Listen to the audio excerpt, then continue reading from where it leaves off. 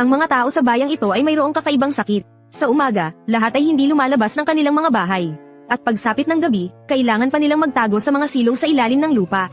Dahil ito sa isang pandaigdigang kalamidad na dumating. Sa gabi, lumalabas ang mga multong anino na kumakain ng tao. Hindi lang kailangang palakasin ng mga tao ang kanilang sariling proteksyon. Kailangan din nilang gumawa ng mga bato ng liwanag para labanan ang mga pag-atake.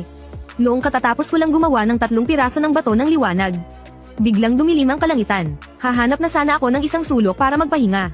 Nang may biglang pumatok sa pinto. Ninyu, tulungan mo ako. Nakikiusap ako sa'yo, tulungan mo ako. Hindi ako nakikipag-ugnayan sa kahit sinong taga-bayan na ito. Paano niya nalaman ang pangalan ko? Lumapit ako sa mesa. Kinuha ko ang isang palakol. Kasabay nito, hinigpitan ko ang hawak sa bato ng liwanag. Pero biglang nawala ang maliit na batang babae sa may pinto. Sa halip, nagsimula siyang kalampagin ng malakas ang kahoy na pinto. Linyu, buksan mo ang pinto. Inilagay ko ang 3 bato ng liwanag na hawak ko sa kahoy na pinto. At kumuha pa ako ng iilang natitirang bato ng liwanag mula sa aparador. Pagkatapos ay sumuot ako sa isang maliit na butas sa ilalim ng kama. At sa sandaling iyon, ang kahoy na pinto ay tuluyan ng bumigay. Ang multong anino mula sa labas ay nakapasok na rin sa loob ng kwarto. Nakatitig ito ng mariin sa paligid. At habang papalapit ang multong anino, ang 3 kulay berdeng bato ng liwanag sa may pinto, ay nagsimulang mabilis na lumamlam. Narinig ko ang tunog ng pagbasag ng mga bato ng liwanag. Isang pakiramdam ng kawalan ng pag-asa ang kumalat sa aking puso. Habang dahan-dahang papalapit ang multong anino, ang bato ng liwanag sa aking dibdib ay nagsimula ring maglabas ng bahagyang berdeng ilaw. Kahit na nakatago ako sa lungga, malinaw kong naririnig ang mga yabag. Habang nagsisimulang lumamlam ang bato ng liwanag, wala akong magawa kundi ang magdasal na sana'y umalis na agad ang multong anino. Ang multong anino na iyon ay nakatayo sa harap ng kahoy na pinto. Nakatitig sa loob ng kwarto. Hanggang sa makalipas ang 20 minuto, muli akong nakarinig ng mahinang yabag. Naghintay pa pala ito sa akin ng ganito katagal. Hindi umalis ang aninong iyon. Matapos makumpirmang walang tao sa loob ng kwarto, nanatili pa rin itong nakatayo sa may pintuan. Hindi ito gumawa ng kahit anong ingay. Nag-aabang pala ito na may kusang lumabas. Nang gabing iyon, hindi ako umalis sa silong. Hanggang sa unang sinag ng araw na pumasok sa umaga. Saka lang ako pumunta sa kwarto. Tinitingnan ko ang wasak na pintuan na gawa sa kahoy. Kailangan kong makahanap ng bagong pamalit ngayong araw. Kung hindi, mas magiging delikado pagsapit ng gabi. Bukod pa roon, 2 bato ng liwanag na lang ang natitira. Mukhang wala na akong sapat na oras para mag-ukit ngayong araw. Ang pag-ukit ng bato ng liwanag ay nangangailangan ng lakas ng isipan. Kung mas malakas ang lakas ng isipan ng isang tao, mas marami siyang mauukit na selyo ng liwanag. At mas mataas din ang antas nito. Ang selyo ng liwanag ay nahahati sa 3 antas. Ang mababang antas ay ang luntiang selyo ng liwanag. Ang panggitnang antas naman ay ang puting selyo ng liwanag. Ang mga inukit na selyo ng liwanag ay maaaring dalhin sa post office para ipagpalit sa pagkain at pera. Kinuha ko ang tinapay mula sa aparador, kasama ang mga tuyong ipis. Nagpakulo na rin ako ng isang takor ng mainit na tubig. Pagkatapos kong kumain ng almusal, dinala ko ang aking palakol at lumabas sa kalsada. Ngunit nakakita ako ng napakaraming bahid ng dugo, pati na rin mga pira-pirasong buto. Lahat sila ay pinatay ng anino kagabi. Hindi pa katagalan, ang bayang ito ay mayroong mahigit 100 pamilya. Matapos dumanas ng ilang dosenang pag-atake ng anino, humigit kumulang 3 hanggang 4,000 tao ang namatay. Ngayon, iilang daan na lang ang natitira. Ang mga taong nabuhay hanggang ngayon ay pawang mga survivor. At kagabi, nag-evolve ang anino. Naging mas nakakatakot at tuso ito. Sa loob lang ng isang gabi, halos 20% ng populasyon sa bayan ang namatay.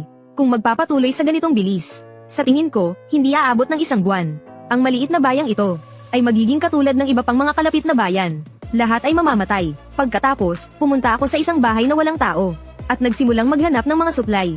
Pero nalaman kong naunahan na pala ako ng iba. Sa wakas, sa loob ng isang bahay, nakahanap ako ng 2 makinang na bato. Kasama ang ilang tuyong ipis at maliliit na tinapay. Sunod-sunod akong pumasok sa ilang mga bahay na bato. Pero ang kakaunting supply ay matagal nang nalimas. Pagkalipas ng mahigit 10 minuto, nakarating ako sa harap ng isang bahay. Ang pintong kahoy ay walang anumang sira. Pero sa harap nito ay may bahid ng dugo. Marahil ay ginamit ng multong anino ang kakaibang boses nito para mabuksan ng may-ari ang pinto. Pero noong tatanggalin ko na sana ang pinto, mula sa loob ng kwarto, isang lalaki ang lumabas. Akin ang pintong iyan. Makaalis ka na. Patay na ang may-ari ng lugar na ito. Hindi ko nakukunin ang mga supply sa loob. Pero dapat mong ibigay sa akin ang pintong ito. Nakikipagtawaran ka sa akin. Hati tayo. Kailangan mong mabuhay. Kailangan ko ring mabuhay. Sige, gawin natin ang sinabi mo. Pero sa sandaling pagtalikod ko, mabilis niyang hinawakan ng mahabang patalim sa kanyang baywang. Sino ka sa akala mo? Para makipaghatian pa sa akin ng supply. Mamatay ka na.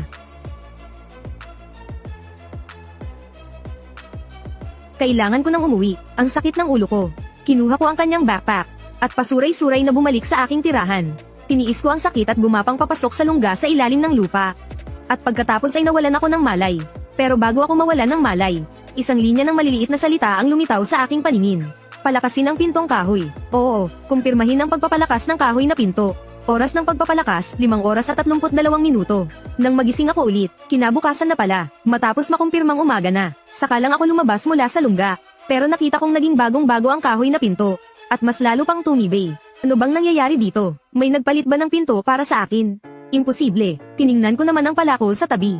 Biglang may lumitaw na mga salita sa harap ko. Palakasin ang palakol. Oo, kumpirmahin ang pagpapalakas ng palakol. Oras ng pagpapalakas, 52 minuto. Naalala ko noong nawalan ako ng malay kagabi. May mga salita ring lumitaw sa harap ko. Nakakuha ba ako ng isang uri ng strengthening system? O isang kakaibang kapangyarihan? Tinitigan ko ang oras. Tahimik na naghihintay sa countdown. Kumakain ng tuyong tinapay dahil sa pagkabagot. At mga tuyong ipis. Kahit na nakakadiri, pero mataas ang taglay nitong protina. At mura pa. Ito ang pinakamainam na pagpipilian para sa mga mahihirap na survivor. Mabilis na lumipas ang oras. Ang kalawangin na palakol ay biglang lumabo. Pagkalipas ng 1 segundo, isang bagong-bagong palakol ang lumitaw. Tiningnan ko ang kahoy na pinto. Kailangan ng 3 araw at 22 oras para palakasin itong muli. Tiningnan ko naman ang inaamag na tinapay sa mesa. 25 minuto lang ang oras ng pagpapalakas. Pero hindi ko ito pinalakas agad. Sa halip, tiningnan ko ang buong bahay na bato. Oras ng pagpapalakas, 35 araw at 11 oras. Sa sandaling ito, bigla akong nagkaroon ng isang mapangahas na ideya. Kung ang kahoy na pinto, palakol, bahay na bato, at pagkain ay maaaring palakasin. Kung gayon, posible rin kayang mapalakas ang mga organo ng katawan. Nang maisip ko ito, tiningnan ko ang aking mga kamay. Oras ng pagpapalakas, 21 oras. Agad akong natuwa, tapos pinili kong palakasin ang tinapay at ang mga tuyong ipis. Makalipas ang ilang sandali, ilang cream bread ang lumitaw sa mesa. Ang mga tuyong ipis naman ay naging pinatuyong karne. Pagkatapos kumain, sinimulan kong palakasin ang aking mga kamay. Tapos binuksan ko ang backpack ni Sheng. Sa loob ay may 12 nagniningning na bato. Mayroon pa akong 3, at hindi pa nagsisimula ang trabaho para sa araw na ito. Maaga pa naman. Ngayon, sisimulan ko ng gumawa ng mga nagniningning na bato. May sapat pang oras. Kung magsisikap ako, sa isang araw, makakagawa ako ng isang cyan grade na nagniningning na bato. Itinapon ko ang laman ng backpack sa mesa. Pero may nakita akong isang bagay na parang pen style na radyo. At sa LCD screen, lumitaw ang numerong 11. Itinabi ko muna ito. Plano kong tanungin ang kartero pagkatapos kong gumawa ng mga nagniningning na bato. Makalipas ang ilang oras, sa wakas, natapos ko na ang 3 nagniningning na bato. Dahil sa lakas ng aking isipan, 3 lang ang pinakamaraming magagawa ko sa isang araw. Kaya makalipas ang kalahating oras, dumating ako sa pintuan ng post office. Nariyan ba ang kartero? Pagkalipas ng ilang minuto, lumabas siya habang hawak ang kanyang pantalon. Sumilip ako sa siwang ng pinto. Palabo kong naaninag ang isang bahaging maputi. Mayroon akong 3 nagniningning na bato rito. Gusto kong ipagpalit sa iyo para sa pagkain. Gaya pa rin ng dati. Isang tinapay, isang maliit na supot ng tuyong ipis. Pagkatapos ng palitan, inilabas ko ang makina at iniabot kay Yanda. Alam mo ba kung ano ito? Hindi ba't ito yung lumang modelo ng abnormality detector? Bago lumitaw ang multo, magbabago ang numero. Tataas ito mula sa normal na antas hanggang 50. Sa pagkakataong ito, nangangahulugan na mayroon ng lumitaw na kakaibang nilalang sa iyong paligid. Kung umabot sa 70 ang numero, patunay iyon na ang multong anino ay dumating na. At kung tumaas ang numero sa 70, kung ganun, binabati kita. Ang multong anino ay nasa harap mo na. Mayroon kang ganitong abnormality detector. Kaya malalaman mo na agad ng maaga. Kaya rin itong ma-detect ang iba pang kakaibang nilalang. Binebenta mo ba ito sa akin? Pero luma na ang modelong ito na sayo. Ang pinakamataas na maibibigay ko sayo ay katumbas ng presyo ng 9 na shining stones. Hindi ko ito ibebenta. Sige na nga, hindi ko rin naman ito gusto. Pero narinig ko ngayon na namatay daw si Chen Sheng. Wala na rin daw ang mga kagamitan niya. Nasa backpack niya ang mga shining stones at isang abnormality detector. Paalala ko lang sayo, hindi biro ang magkapatid na Chen. Dati silang mga mersenaryo, habang pinagmamasdan ng unti-unting paglapad ng ngiti ni Yanda. Mukhang nahulaan na niya na ako ang pumatay kay Chen Sheng. Kung gusto kong patahimikin si Yanda, kailangan kong magbayad ng isang bagay. At bilang nag-iisang kartero dito si Yanda, hindi lang niya kontrolado ang ekonomiya rito. Isa rin siyang magaling na tao. Bukod pa riyan, ang kartero ay miyembro rin ng post office. Madaling nakakapaglakbay si Yanda sa pagitan ng 2 lugar para maghatid ng mga kagamitan. Dahil lang sa bagay na iyon, nalampasan na niya ang 80% ng mga nakaligtas dito. Kung handa kang sabihin sa akin ang tungkol sa kapatid ni Chen Sheng, dadalhan kita ng 3 shining stones bukas ng umaga. Hinaplos ni Yanda ang kanyang baba. Ang 2 magkapatid na iyan ay kasuklam-suklam at walang hiya. Bago ang apocalypse, pareho silang mga mersenaryo. Kung sino ang magbabayad sa kanila, doon sila magtatrabaho. Ang pangunahing dahilan ay dahil napakagaling ni Chen Dahai. Pangalawa, mayroon siyang hawak na baril. Kung walang makitang anumang bakas si Chen Dahai, Mamuhay ka na lang ng tahimik. Kung may matuklasan si Chen Dahai, pinapayo kong mag-isip ka na agad ng paraan para makatakas. Tumango ako, nagpasalamat ako at umalis na. Pagkabalik ko sa aking tirahan, dapit hapon na noon, nagtatago na ang lahat ng tao. Hindi ko maaaring ipagkatiwala ang buhay ko sa iba. Kailangan kong maunang kumilos. Pagsapit ng alas 12 ng hating gabi, biglang may umalingaw-ngaw na isang malakas na tunog sa pinto. Bigla akong nagising mula sa aking pagkakatulog. Hinawakan ko ang Ice Blue Battle Axe, at maingat na tinitigan ang kahoy na pinto. Total, ang pintong ito ay pinalakas ng system. Kahit ang bigat o ang kapal nito, ay higit pa sa mga pintong gawa ng ordinaryong tao. Pero sa pagkakataong ito, mas naging nakakatakot ang anino ng multo. Kasunod nito, umalingaw-ngaw ang ikalawang malakas na kalabog sa pinto, at nagkaroon pa ng maliliit na lamet sa kahoy na pinto. Dumiretso ako sa silong para magtago. Sa sandaling iyon, muling may kumalabog ng malakas sa pinto. Ang luminous stone ay nagsimula na ring dahan-daang lumabo. Ang anino ng multo ay patuloy pa rin sa walang tigil na pagkalabog sa pinto. Hanggang sa makagawa ito ng butas sa pinto, tumigil din sa paggalaw ang anino ng multo. Hindi ito gumawa ng kahit anong ingay. Biglang tumahimik ang paligid, dahil napakatuso ng mga anino ng multo. Hindi lang sila may talino, kaya rin nilang gayahin ang boses ng tao, para tawagin ang taong nasa loob ng kwarto. Noong una, maraming tao ang namatay sa ganitong paraan. Para itong totoong bersyon ng lobo na nagkunwaring lola sa mga kwentong pambata. Tinitigan ko ang butas sa kahoy na pinto. Ang luminous stone sa sahig ay naglalabas pa rin ng kulay asul na liwanag. Pero mabilis din itong nawawala. Sa loob ng ilang sandali, ang ikalawang luminous stone ay nawalan na rin ng bisa. Tuluyan ang naging walang silbi. Sumunod naman ang ikatlong luminous stone. Dahan-dahan na ring nawawala ang epekto nitong pantaboy ng kasamaan. Bigla, sa butas ng kahoy na pinto, isang pulang-pula na mata ng multo ang lumitaw. Dahan-dahan itong gumagalaw sa butas na sinlaki ng kamao. Hinahanap ang taong nasa loob ng kwarto. Hindi ako halos makahinga sa takot.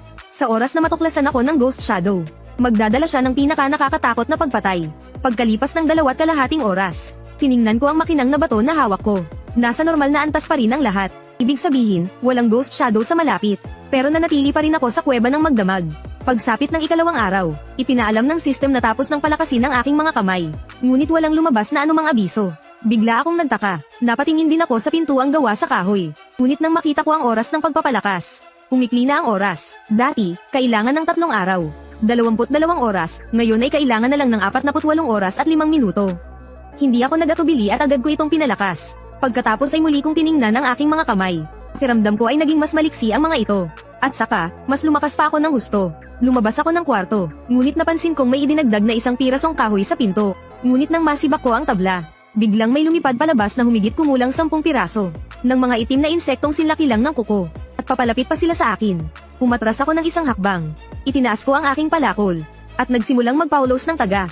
Nagsilaglagan ang mga insekto, ngunit may ilan pa ring gam ako sa braso ko. Nang tingnan kong mabuti, ang bibig pala ng insektong ito ay halos kalahati na ng kanyang katawan. Buong lakas kong iwinasiwas ang aking braso, para mahulog sa sahig ang mga insekto. Pagkatapos ay itinaas ko ang aking paa at tinapakan sila ng malakas. Ito ay iniwan ng Ghost Shadow. Kung sakaling may magtulak ng pinto, at hindi mag-iingat, tiyak na aatakihin sila ng mga itim na insektong nakatago sa likod ng tabla. Kung may lason ang mga insekto, siguradong kamatayan ang sasapitin. Mas mapanganib at tuso pala ang Ghost Shadow kaysa sa inaakala ko. Hindi nagtagal, nagpunta ako sa bayan dala ang aking palakol. Naisip kong maghanap ng ilang supply. Pero pagdating ko sa pintuan ng isang bahay na bato, bigla akong nakarinig ng isang lalaki at isang babae na nagtatalo ng matindi. Dahan-dahan akong lumapit sa pinto para sumilip. Pero nakita ko, na pinagtatangkaan ni Chen Dahai ng masama ang isang babae. Narinig ko kay Yanda noon na may baril si Chen Dahai. Kailangan ko siyang mapatay sa isang tama lang. Kaya kailangan kong ibaon ang palakol sa ulo niya. Si Chen Dahai na parang nababaliw na. Inakala niyang magtatagumpay na siya. Pero itinaas ko na ang aking palakol. At tinaga siya sa leeg. Hanggang sa mamatay si Chen Dahai, hindi niya inasahan na may aatake sa kanya ng patalikod sa mga oras na iyon. Hindi ko pinansin ang babae. Nagsimula akong kapkapan ang katawan ni Chen Dahai. Isang susi at isang baril lang ang nahanap ko. Salamat sa iyo. Hindi ko akalain na mas masahol pa sa hayop si Chen Dahai. Hindi ko sasabihin kung inuman ang nangyari ngayon. Huwag kang magpasalamat. Hindi naman talaga kita balak tulungan. Naghihintay lang ako ng pagkakataon. Pero dapat mong ilihim ang nangyari ngayon. Kung hindi, huwag kang mag-alala. Huwag kang mag-alala. Hindi ako magsasalita. Ako nga pala si Meisha. Kahit na ano paman, kailangan pa rin kitang pasalamatan. Tumango ako. Tumingin ako kay Chen Dahai na nasa sahig. Kailangang ilibing ang bangkay ni Chen Dahai. Kung itatapon lang ang bangkay, baka maging zombie pa ito. Pero magdudulot pa rin iyon ng kapahamakan. Kaya ang pinakamagandang paraan ay ilibing siya, para maiwasan ang kanilang paglabas. Sige, gawin natin ang sinabi mo.